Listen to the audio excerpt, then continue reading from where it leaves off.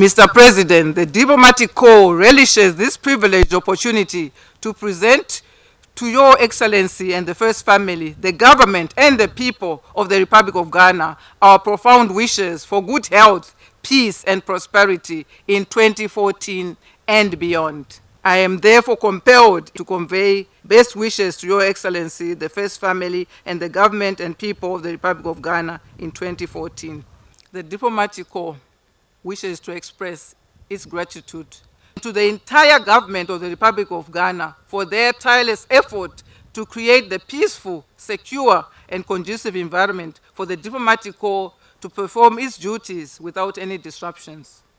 And we would herewith like to reconfirm our commitment to you, Mr. President, that the international community stands firmly behind Ghana in supporting a final push towards full achievement of the MD agenda by the end of 2015.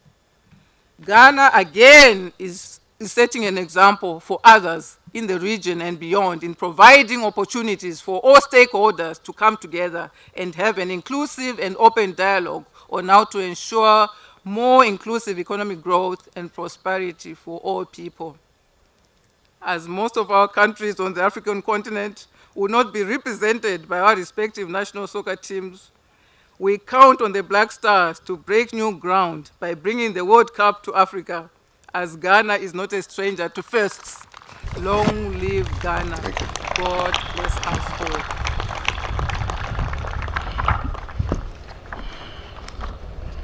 Let me warmly welcome you to the Presidential Villa in Peduase for the traditional New Year's exchange of greetings with members of the Diplomatic Corps accredited to our dear nation, Ghana.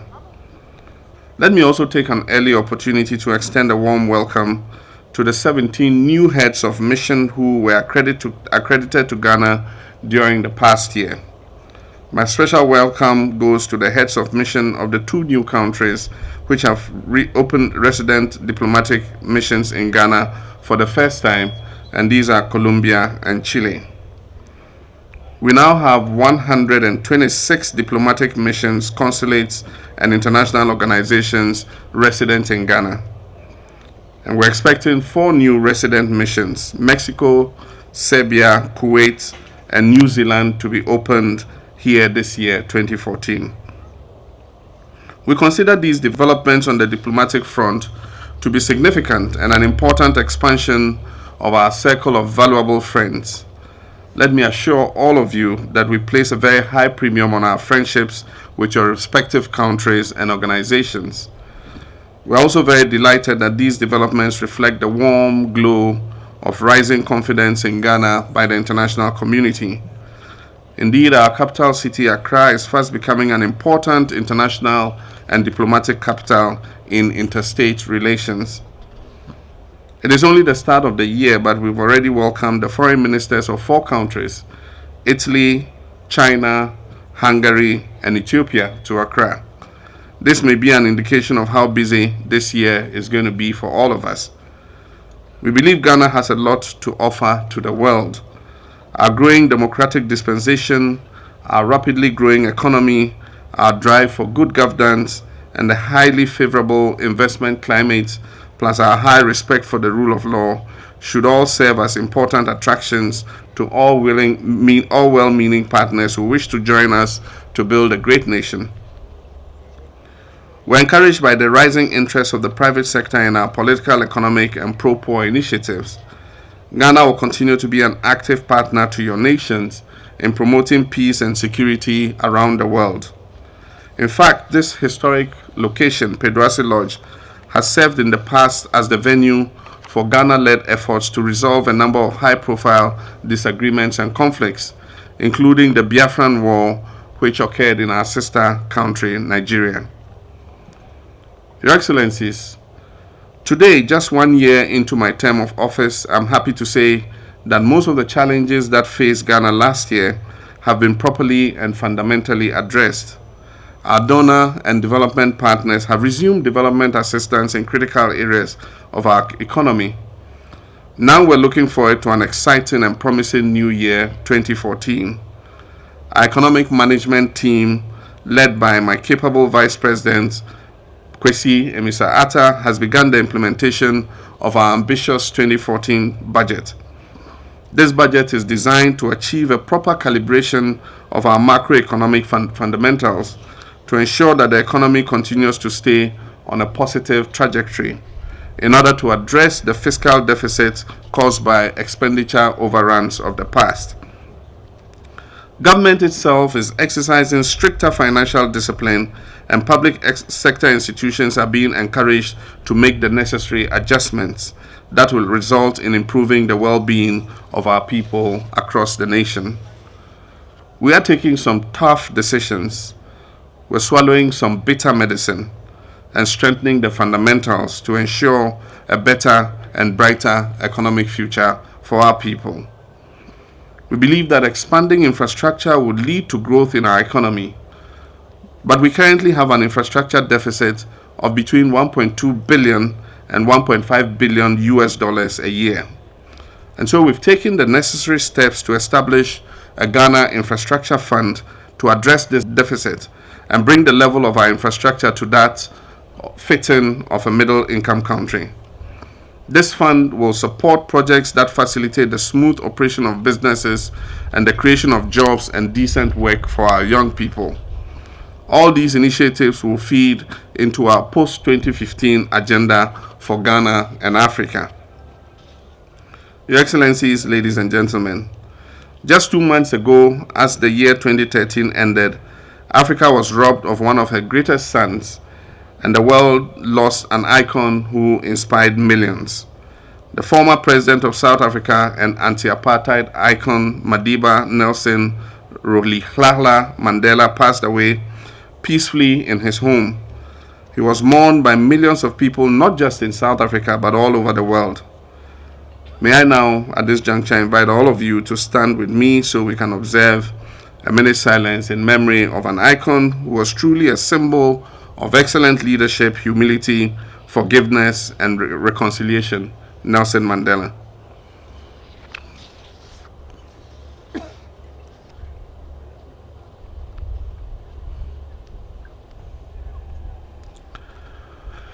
May the soul of Madiba Nelson Mandela rest in perfect peace. May his commitment to freedom and justice inspire all of us every day. In mourning and remembering the Madiba, we are also sadly reminded of some true sons of Ghana who passed away last year and this year. And I refer to Professor Awuno, our former chairman of the Council of State, and only recently a brilliant son of Ghana, Komla Dumont, who worked with the BBC. May their souls also rest in perfect peace. Your Excellencies, distinguished ladies and gentlemen, my government intends this year to take the principles of good neighborliness, international cooperation, and ECOWAS community integration to a higher level. In that connection, implementation of community decisions will be fast-tracked by Ghana. My government is also committed to the achievement of an ECOWAS common currency by 2020 and common monetary convergence by 2015 in the West African Monetary Zone. This year, our drive for fair trade and the removal of all trade barriers in order to increase Africa's share of global trade will be given top priority. We must work together, especially as a sub-region, to see an early conclusion of the economic partnership agreements between ECOWAS and the European Union in order not to disrupt trade with one of our most important regions in the world. Ghana will continue to provide the required leadership and support for our drive for fair trade and the removal of all trade barriers in order to increase trade amongst us on the African continent, and also in terms of Africa's share of global trade. Your Excellencies, let me thank the Dean of the Diplomatic Corps for recognizing Ghana's commitment to peace and stability. I just wish to emphasize that Ghana does not only treasure peace and harmony with our immediate neighbors, but also in the world at large. Ghana will therefore not relent on its peacekeeping commitments under any circumstances. My government is delighted to see the positive and remarkable recovery of Côte d'Ivoire from years of instability. Mali is also making good progress after recent democratic elections. Your Excellencies, ladies and gentlemen, upon the request of the Secretary General of the United Nations, I have given approval for the deployment of 850 Ghanaian troops to help the UN mission in South Sudan. This mission will assist South Sudan, Africa's youngest country, to return to peace and security as quickly as possible. We are prepared to help the parties to the conflict to negotiate lasting peace in that nation. The situation in Guinea-Bissau is also gradually improving, and Ghana will continue to lend its support to ensure that the country eventually emerges out of its crisis. We're also committed to working quickly with the African Union and the United Nations to contain and firmly address the festering crisis in the Central African Republic. However, our brothers and sisters of that nation must learn to give peace a chance. So I'm adding my voice to those of the United Nations Secretary General Ban Ki-moon and other world leaders to urge the protagonists in the Central African Republic conflict to settle their differences through dialogue and not resort to the use of armed force and violence. The population in that country has suffered enough, and both the government forces and the rebels must cease fire now. Ladies and gentlemen, last year at this same venue, I encouraged the Ministry of Foreign Affairs and Regional Integration to enhance its interaction with the diplomatic community, to enhance and promote better knowledge of our country and government policies. This was to ensure that the diplomatic corps in Ghana would engage in more informed reporting of events in this country to their home governments. I'm happy to note that the ministry has risen to the challenge and has been engaging with the diplomatic community more frequently. To further improve this level of engagement with Your Excellencies during the course of this year, the Ministry of Foreign Affairs and Regional Integration will organize, in conjunction with colleague ministers of state, special briefing and information sessions on any new policies and legislative initiatives we intend to take. We're also looking to explore more avenues for the discussion of bilateral and multilateral issues of mutual interest to all of us, and to deepen collaboration with our diplomatic corps. In the course of this year, Ghana will be posting 27 new heads of mission to various countries where we have diplomatic representation. Your Excellencies, it's also important to remind consular officers that the warmth of relations between our countries should reflect in their consular policies. My government stands ready to conclude the abolition of visa arrangements with your countries, starting with holders of diplomatic and service passports, so as to facilitate government business. One other serious issue of concern is the seeming non-compliance with our laws on social security and minimum wage, among others, for locally recruited staff working in some missions and international organizations. Ghana will appreciate all missions complying with the law and paying what is due to the staff, especially for their retirement. Our missions are respecting local laws in all the various countries in which we are represented, and it is in the interest of reciprocity for the same to be done to our own people here in Ghana. I've accordingly directed the Ministry of Foreign Affairs and Regional Integration to take a serious view of this matter. Finally, let me end on a very positive note. We are thrilled that the Black Stars of Ghana will be playing at this year's World Cup in Brazil. Our qualification and participation is a great joy to millions of people, not just in Ghana, but also to many millions across the world.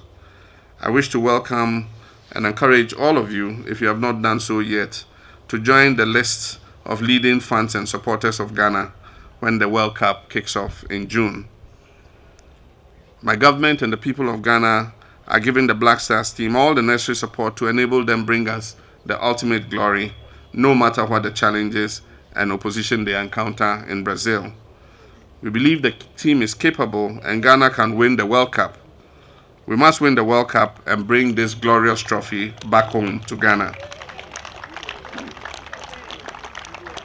Your Excellencies, ladies and gentlemen, on this note, I would now like to wish you and your families, your respective governments and international organizations a very happy and prosperous New Year 2014.